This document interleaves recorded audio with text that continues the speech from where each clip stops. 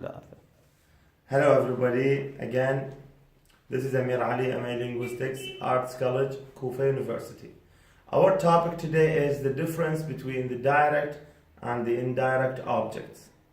If you have two objects in one sentence, so many students of English here inside Iraq or outside, they have a problem to decide which one is the direct and which one is the indirect. Today I will give you 3 tests to decide which one is the direct and which one is the indirect. The first test is the direct, how to decide the object as the direct. It is always a thing.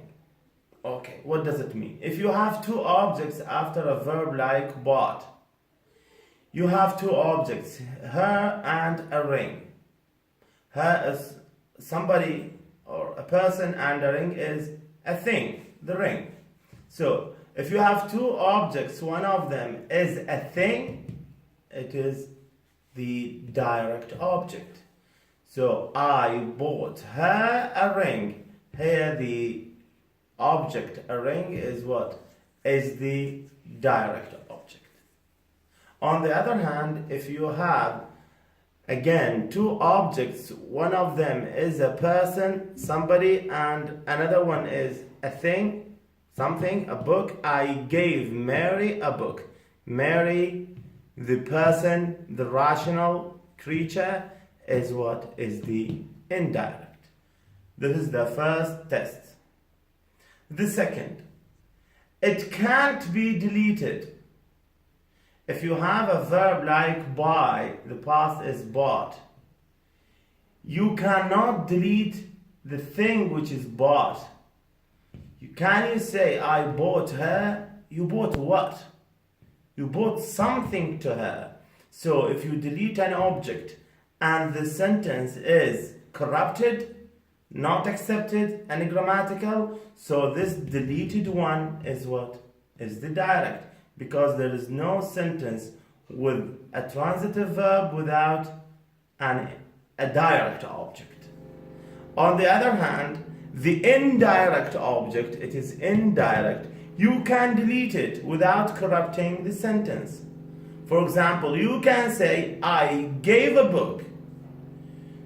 It's not your business to know to whom. I gave something which is a book. In this sentence, I bought a ring. It is not your business to say to whom I bought the ring or I gave the book. Okay? So you can delete you cannot delete the direct. Again, you cannot delete the direct, but easily you can delete the indirect to see whether the sentence is corrupted or not. You can say, I gave a book. I bought a ring, a book, a car.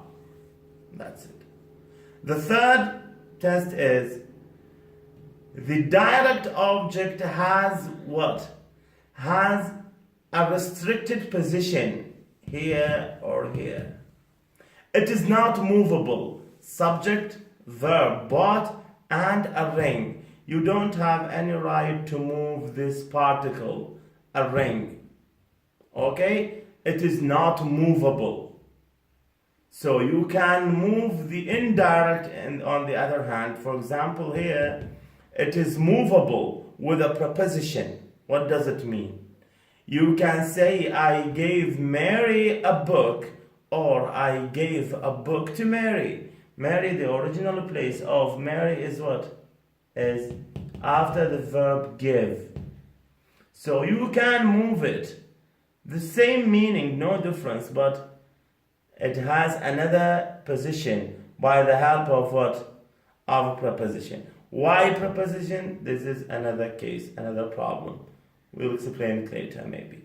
So again, the direct cannot be moved. It has a restricted place. It is stick to this one.